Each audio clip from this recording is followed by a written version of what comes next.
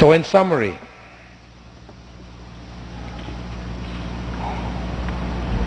there are seven. Seven shaded by the shade of Allah's throne on a day when there is no shade.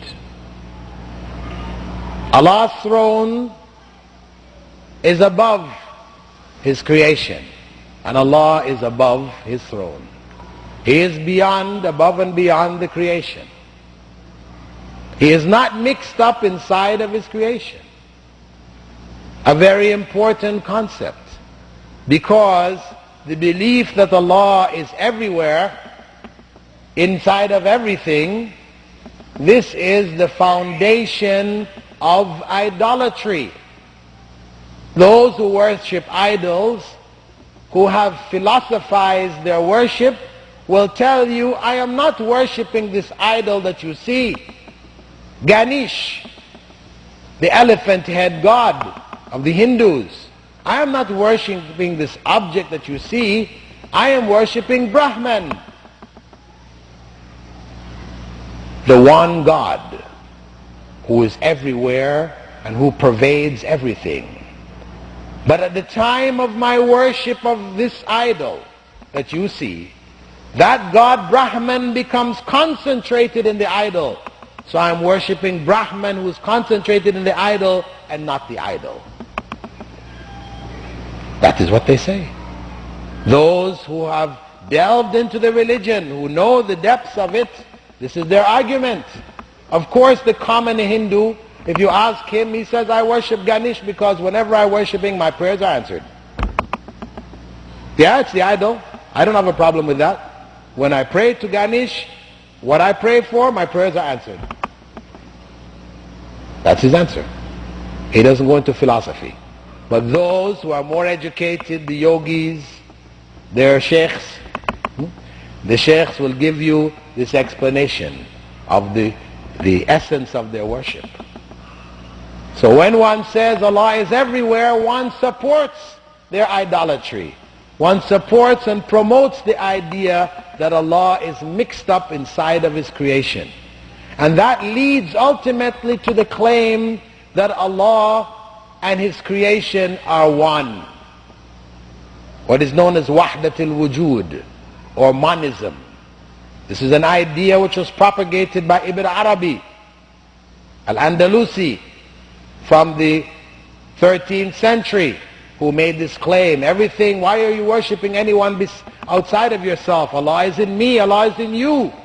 There's no need to worship any external being. You can worship yourself, because you are Allah.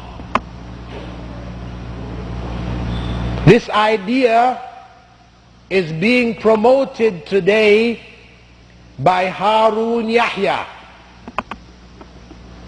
Harun Yahya, books coming out of Turkey, Evolution, Deceit, Perished Nations, etc., etc. If you go to the end of the book, the last chapter, his last chapter is exactly that. He says, those stupid people who think that Allah is above His creation. He ridicules those who believe that Allah is above His creation. Though when you go to Sahih Muslim, to the hadith of Muawiyah ibn al-Hakam, who had slapped his slave girl in the face because some of the sheep that she was guarding were stolen by a wolf, and he went to Prophet Muhammad ﷺ to find out what he could do as atonement for this evil deed which he had done, slapping her in the face. And the Prophet ﷺ told him to bring her. He asked, can I free her? He said, bring her. And when he brought her, he asked her, Ayn Allah, where is Allah? And she said, Fis sama, above the heavens. And he said, Waman ana, and who am I? And she said, Anta Rasulullah, you are the messenger of Allah. And he turned to Muawiyah ibn al-Hakam and said to him, A'tiqha fa innaha mu'mina. Free her because she is a true believer. Prophet Muhammad ﷺ confirmed her statement that Allah is above the heavens as proof of the correctness of her faith. But Harun Yahya says, those stupid people who think that Allah is above the heavens. He goes on to say Allah is everywhere. This world that you see is an illusion. And he brings the scientific arguments about why this world is an illusion. Because yes, on the molecular level, this table, this podium, which looks solid to us, it feels solid. If you go down on the molecular level, everything is moving. It is not solid. And if you look at colors, the colors that we see, are these colors real? Or is it the reflection of the light on these objects as it hits our retina and our brains create a sense of color in our brain? So he argues it is all an illusion. This world is a shadow world. He's taken from Plato. Plato speaks about the shadow world, ancient Greek philosophers.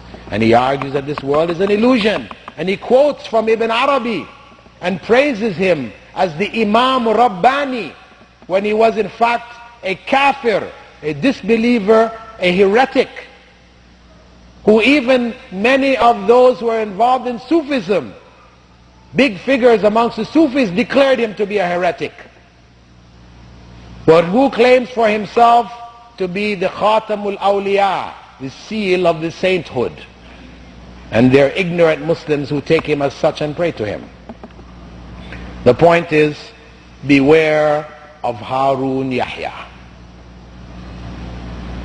His books have information which does defeat the arguments of the evolutionists. He brings some good bits and pieces of information. However, he has a hidden agenda. He has a hidden agenda. Beware of Harun Yahya.